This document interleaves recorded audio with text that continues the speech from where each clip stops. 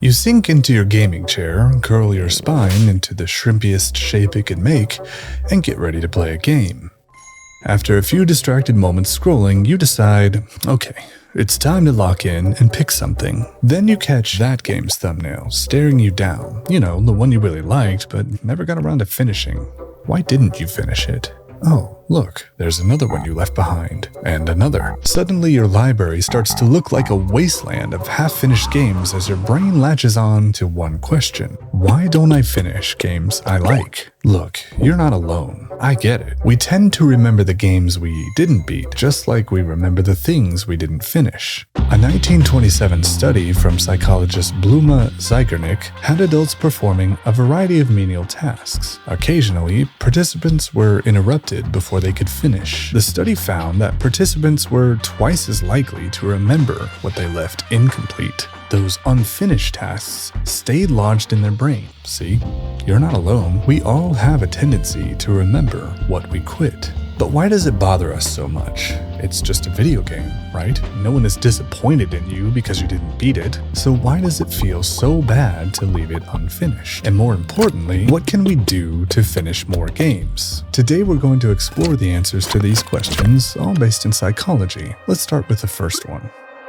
Why does it bother us to leave a game unfinished? The short answer is completion bias, our tendency to seek completion because it feels good. This term is going to show up a lot today, so be prepared. Research suggests completion bias is hardwired into the human mind. We have a compulsive need to finish things, and it's reinforced socially. You don't get the medal until you cross the finish line. You don't get the diploma until you finish the curriculum. You don't get the license until you pass the exam. From a young age, we're taught, finish what you start. Don't be a quitter. Of course, there are other factors at play. That game you left behind might be taking up brain space because you want to know how it ends. Stories are an itch that can only be scratched when they resolve. Or maybe you want to prove to yourself that you can beat that final boss.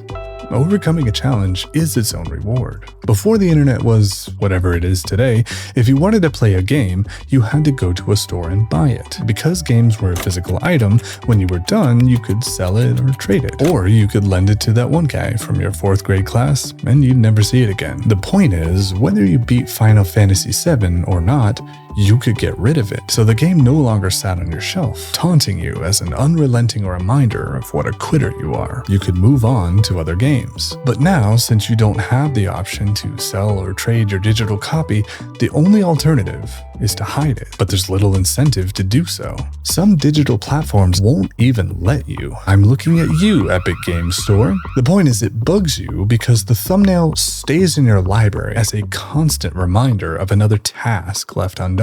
It agitates your completion bias. Another source of agitation might be a fear of missing out. When we hear a friend or a reviewer talk about their experience with a game, gushing about the ending you'll never see coming, it can make you feel sad, like you're the only kid in the cafeteria without any Go-Gurt. So completion bias, FOMO, nagging thumbnails, unresolved plot, challenges unconquered, these are all reasons it bothers you to leave a game unfinished. But why do you fall off a game in the first place? There's probably an endless number of reasons for this. Life is too messy to condense into a tidy list of top 12 reasons you stopped playing Tears of the Kingdom, but I think the first step in getting back to a game is putting some thought into why you left it. So let's talk about that. There are more games releasing now than ever before. 2024 saw over 2,000 new titles hit the Steam store. Over 2,000. Is it really surprising that we get distracted and fall off? And look, cool new game 2 just dropped. You don't want to miss out on the cultural conversation around it, plus the only way to avoid spoilers is to dive in while the water's warm. Of course, that means you'll have to leave cool old game behind. Still, sometimes it's worth dropping so you can join the conversation before it cools off. Sure, you may not be voicing your own take, but even us introverts still crave community, which can take the form of riding that cultural wave while the game's still relevant. Now, psychologically speaking, sometimes our love of finishing things works against us in ways we don't realize. The in progress thing is taking forever, and frankly, it's lost its new car smell. And here's this new thing that might be easier for us to complete. We find ourselves thinking, this is taking too long. Maybe I should do something else for now. Your boy needs that sweet, sweet dopamine hit, and this shit I'm on now is gonna take like 3 more weeks. And just like that, we abandon another game. Okay, I'll admit this next one is a little strange. Let me know if you can relate. I had a friend who was playing through Luigi's Mansion a few years back. He played it religiously every day, right up until the game's end, and then he just quit. When I asked why, he kind of fumbled with his words for a bit, but then he stopped and gave me a very direct look. He said, "I don't want the game to end, so I stopped playing it before it had the chance." Weird, I thought to myself. Flash forward a few years and me and my wife are playing, guess what? Luigi's Mansion 3. We are cruising. The game isn't too difficult and it's packed with charm. We're loving it. We get about 90% of the way through and we stop playing it. Years later, the game is still unfinished. The stupid icon taunts me. I did the same weird thing my friend did. I didn't want the good times to end, so I ended them on my own terms. Sometimes emotional attachment makes us quit before it's over, like saving the last piece of cake until it goes bad. Another quirky little quirk of mine is that sometimes when I want to play a game, I try to make sure all external factors are optimal, so I can squeeze the most enjoyment possible out of the experience. I can't play that game now. I only have 3 hours tonight and my shoulder hurts a little and I have plans tomorrow that are kind of stressing me out. No, I need to save this game for my day off where I can make everything perfect. Look, I'm just a zany guy and it's not a problem, okay? Stop typing that comment about how I have control issues and I might be OCD because that's not. Look, it just makes me a fun, wacky guy. No, but for real, trying to over-optimize enjoyment usually has the opposite effect. In the end, I don't enjoy the game at all because I'm too worried about enjoying it completely. Then there's novelty and its habit of wearing off. We find ourselves craving that rush we felt when the game first grabbed us. That moment where neuron activated is a hell of a drug. Of course, a game can only be new and exciting for so long, so we get novelty withdrawals and maybe start looking elsewhere. Now, sometimes falling off a game is not a you problem. Some games are just too damn long. And as obvious as that sounds, there are some tricky little nuances tucked away behind that statement. Even long games have a main plot line. You don't have to piddle around doing every single side quest and looking behind every waterfall. Hey, I love a good waterfall cave as much as the next guy, but sometimes we get caught up in completing every little side quest and we drain the life out of a game we used to like. This is especially true for those with a compulsive drive to 100% a game. But the most artistry, care, and intentional design is usually reserved for the main storyline, not the side plots or collectibles. On top of that, side quests are often formulaic, repetitive, copy and paste missions from forgettable NPCs. Before we know it, our sneaky old toxic friend, completion bias, has convinced us we have to complete every side quest, grab every collectible, and grind out every trophy until we're sick of the game. We get caught in this infinite loop where we feel we can't leave the boring tasks unfinished, but we have no motivation to slog through them. The game becomes a chore rather than a challenge, so we drop it. This is a form of perfectionism. If I can't finish with a perfect 100%, why bother finishing at all? This is a pretty common logical fallacy that can bleed into other areas of life. We'll talk more about this later. Now, at times, a game grabs your interest, but you feel like you can't dedicate your time to it because doing so would pull you away from your default game. This hits even harder with competitive online titles, and I have a whole video on the topic of default games if you're interested. We ask ourselves, can I really risk losing my competitive edge? Better not. Sorry, new game. I thought we could have had something. Of course, game design itself plays a role in player retention. Your first few moments in the game are typically front-loaded with rewards and level ups, all these little design cues that signal to your inner completion bias gremlin, hey player, you're doing good. XP to the next level up? Only like 10? Look at you progressing. Here's another new ability. You already found a new sword? Well, someone's getting an achievement. Look, I'm not knocking it. These cues signal when we're moving in the right direction. which is especially important in the first few minutes when we have no idea what we're doing. They add a sense of payoff for our perseverance. But as you progress, you need less hand-holding, and you probably want less too. It's annoying when you're continuously badgered about the basics you've now mastered. It comes off as an insult to your intelligence. Little idiot baby gamer couldn't possibly do it alone, but big strong game is here to make it all okay. There's a balance games need to strike between explaining things so you're not lost and letting go of the reins, allowing you to get in over your head. The thing is, that balance is different for everyone, so you might get bored and drop off as the rewards and cues taper. Speaking of imperfect game design, we need to talk about difficulty spikes, which means I get to talk about Tunic. My friends, Tunic is a gem and one of my favorite games of all time, but it took me over 2 years to beat it. I mean, sure, I'm not good at video games, but that's not why it took so long. Well, I guess it kind of is. Look, let me walk you through the timeline. I'd seen screenshots and clips of Tunic here and there, so after picking up PC Game Pass, it was my first download. The isometric perspective and cute protagonist scratched an itch deep in my little artistic soul, and I had to see what that little guy was up to. Immediately, I was bored. I had no idea what to do or where to go. There were no tutorials, no cutscene intros, nothing. Just you and a stick. Going off my experience with other games, I thought, this is bad game design. Also, the music felt a little off, like it was a tonal mismatch with the visuals. Later, I would learn the sense of feeling lost was actually a core part of the game's design. It was artist intent. And looking back, I think the music's tone was foreshadowing an idea that maybe things aren't as bright and sunny as they may seem. Regardless, I only played for a few minutes before giving up. A month or two later, I decided to give it another try, since people spoke very highly of it and I knew I hadn't really given it a fair shake. The game is built on hunting down pages to an instruction manual for the game itself. The manual includes controls, explanations, and lore, except most of it's written in this mysterious fictional language you can't understand. So you have to use context clues to decipher what you can page by page. This time, I was really getting into it. I was vibing with Tunic. That is, until I arrived at the game's first real boss. Bro, what the hell? Why is this game so trash? The difficulty spiked out of nowhere. I dropped the game for another few months, but it was still lodged in my brain. There was this little internal voice saying, you can get past that boss if you practice. This game doesn't have to beat you. Eventually, I thought, you know what? I'm gonna give it another shot. So, for a few nights in a row, I would launch the game, give the boss 3 or 4 attempts, then quit and do something else. This went on for a few days until one evening, finally, I felled the Garden Knight.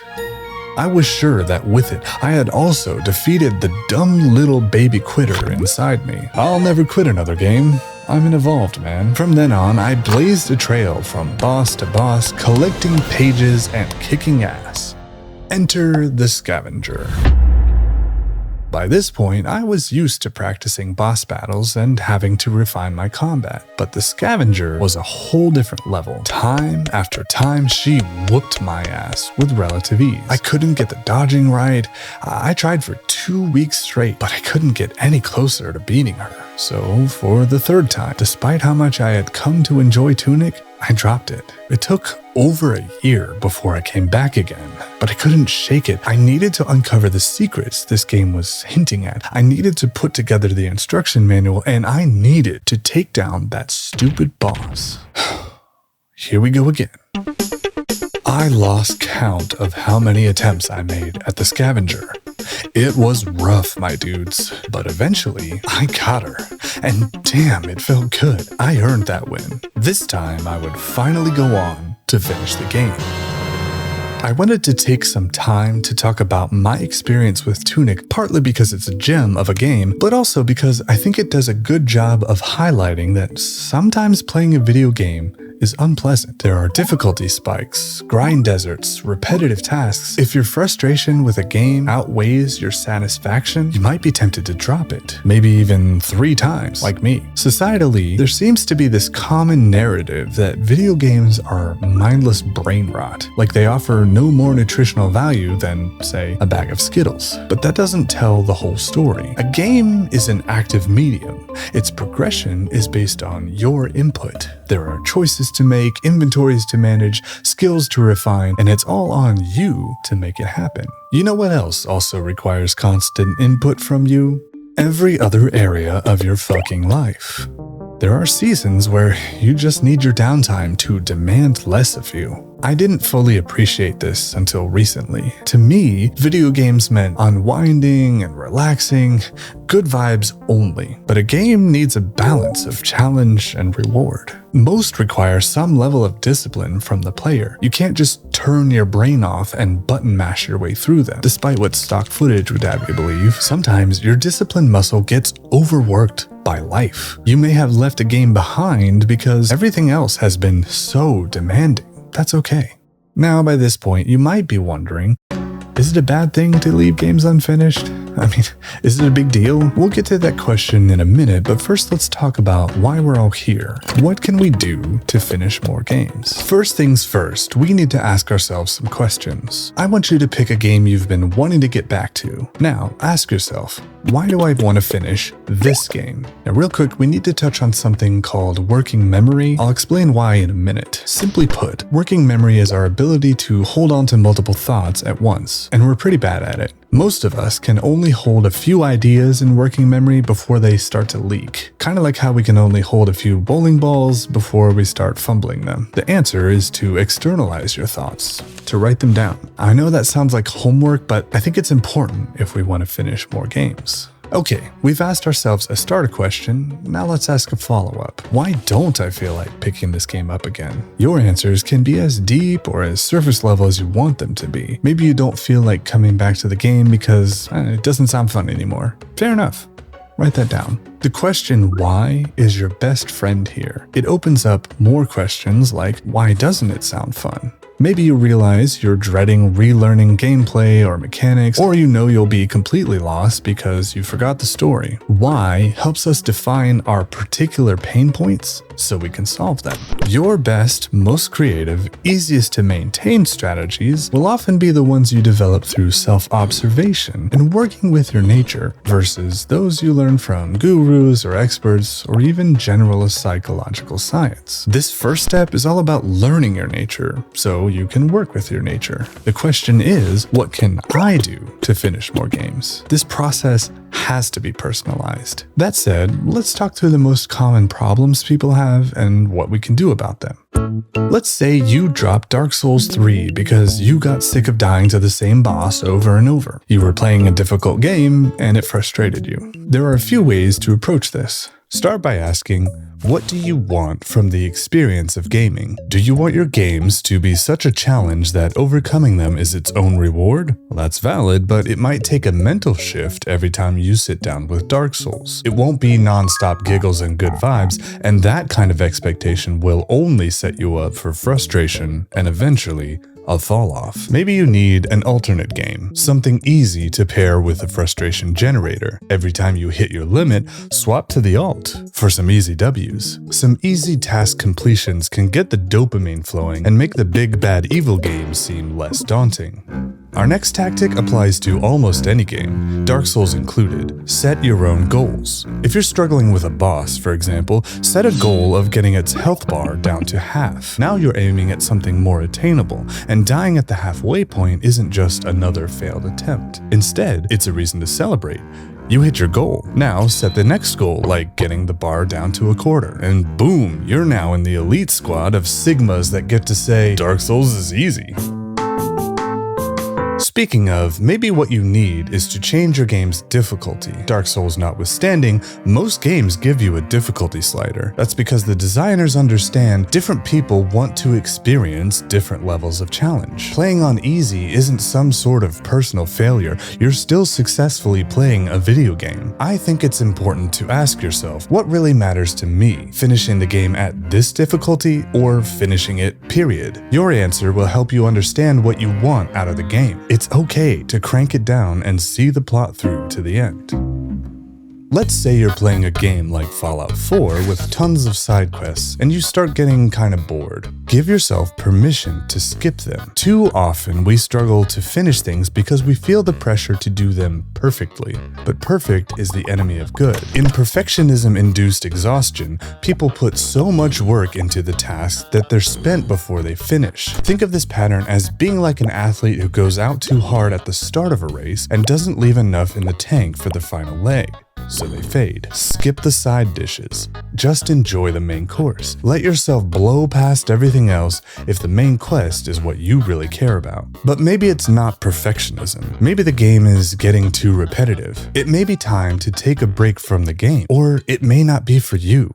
It's okay to drop a game that everyone else adores. Literally, don't worry about it. Art is subjective, and you don't have to finish every game you start. If you do decide to drop it, do yourself a favor. Hide it from your library. Pare down the number of games you have to scroll past. You don't need the extra clutter, unless it's your Epic Games library, because God forbid they add basic features like that. A strategy that can supplement most of these approaches is just walk through the door. What does that mean? Well, let's say you decide to work out regularly. You start out strong, keeping your long-term goals in mind, but then you hit a dip, just like everyone, where your motivation is drained. You can respond by temporarily lowering the bar, even if just for the day. Tell yourself, I don't have to work out today. I just have to go to the gym. All I have to do is walk through the door. Give yourself permission to simply enter the building, even if it means you turn around and walk right back out. Why do this? Well, because when you reduce the friction of starting, it's much easier to gain momentum. When we feel like we have to tackle an entire project all at once, our brain wants to reject the idea before we even begin. But more times than not, if you walk through the door, you end up working out anyway. So let's apply this strategy to a game. What can you do to reduce the friction of starting? Commit to something easy. I'm going to play this game for 5 minutes. After that, I can decide if I want to keep going. Even if you quit after 5 minutes, you can still feel accomplished because you met your goal. But chances are, you'll keep playing. I went through a period in life where I felt very lazy, like I wasn't accomplishing anything. So I bought myself a little notepad and a roll of gold stickers. Every time I'd complete a task, I'd give myself a sticker. Even something small like loading the dishwasher, bam! That's one gold sticker. Paying a bill, another sticker. At the end of the day, I would look back at each page filled with gold stickers, and it helped me realize I was accomplishing things. It helped me rewire my default thought process and see what I was able to do instead of only focusing on what I wasn't. We humans like to think of ourselves as sophisticated beings with a complex web of desires and motives, which is true, but sometimes all we want is a gold sticker. Some small reward for our achievements. That can go a long way. Games are already designed to reward effort, but they won't get the pacing right for everyone. If in-game rewards become sparse, you can reward yourself in small external ways to satisfy those stinky completion bias cravings. Give yourself a gold star. Another common game blocker is when you totally forget the story or mechanics. You know if you pick it up again, you'll be lost. Of course, you could start over, but that kind of feels worse. There's a better solution here. Fill the gaps. Watch online playthroughs. You learned the game's systems and mechanics before, so you probably just need a nudge to bring it back to mind. Watching someone else play is a great way to re-immerse yourself without coming back cold. Seeing a game in motion like this is also a great way to remind yourself what you liked about it in the first place. Keep this momentum going.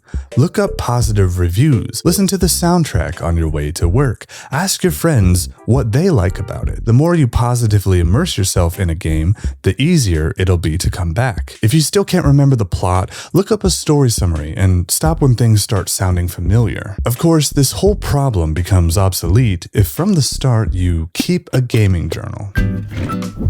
Writing things down has been proven to help them stick, and it fills the gap in our memory when we forget. You don't have to rack your brain every time you come back to something, and that's the point. The question is, what information do you think would be helpful to finish more games? You can include a simple log of what you did in your session, or keep a bullet point list of plot points so it's easier to return when life gets busy. You can jot down aspects of the game you're enjoying and vent about what sucks. Maybe you add a checklist of in-game tasks that you want to complete.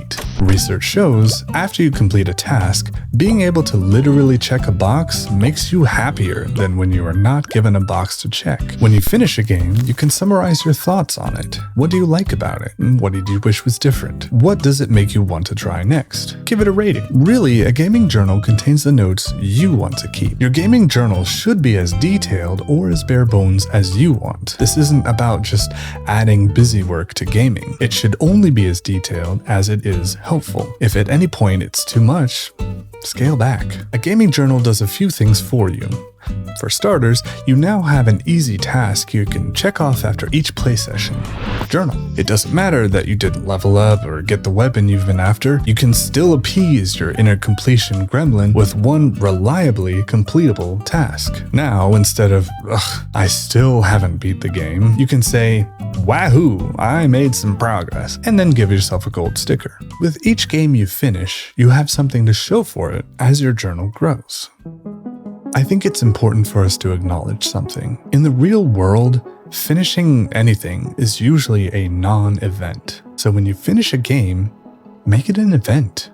Treat yourself to your favorite restaurant. Tell your most supportive friend you finally beat it. Make a games completed board and give yourself a star after each one. I know it sounds a little silly, but as you train yourself to celebrate the small wins in life, you get better at taking on new things that used to intimidate you. Celebration is a skill that can be developed, but most of us aren't very good at it to begin with. I chose Dark Souls as an example earlier because of a curious, beautiful phenomenon that has emerged from the series. I've heard people unironically say things like, Dark Souls cured my depression, and they really mean it. How does something like that happen? On the one hand, yes, it's just a video game, but for those suffocating under the weight of depression, Dark Souls can teach them they are able to achieve. The game is tough, and there's no changing the difficulty. Whether you're on your first or 100th boss attempt, you don't get a buff if the game sees you struggling. So when you finally fell that boss, you are the only one that gets the credit.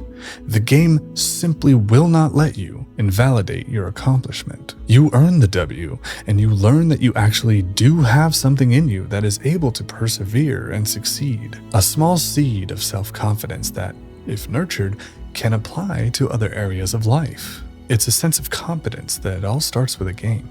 I know firsthand what it feels like to think of yourself as a quitter, as someone who can't accomplish things. Self-doubt is the kind of thing that drains the motivation from you before you even get out of bed. But I was able to prove my own internal critic wrong by taking small steps in the right direction. Then I'd force myself to celebrate small wins. I wouldn't let myself invalidate them, and video games played a part in this whole process. After a while, I was able to celebrate bigger and bigger wins until I found myself trying things I never thought were in me. We asked the question earlier, does it matter? Is it a bad thing to leave games unfinished? Well, dropping a game doesn't mean you're lazy or a bad person. I mean, video games, after all, are not a responsibility. But on the other hand, learning how to work with yourself and finish more games can help you develop skills that transfer to the rest of your life. That said, don't take it too hard if you fall off another game. Games can help you become an achiever, but they don't make you a quitter. I'm here to tell you, you can finish things. Just start small and don't invalidate the tiny W's. But what do you think? Have you found the cheat code of accomplishing things? Why do you fall off games? And how do you get back to them? By the way, I know this video is long, so I linked some resources in the description to help you get started. Until next time, I've been Dan. Thanks for letting me get on my soapbox. See you next time.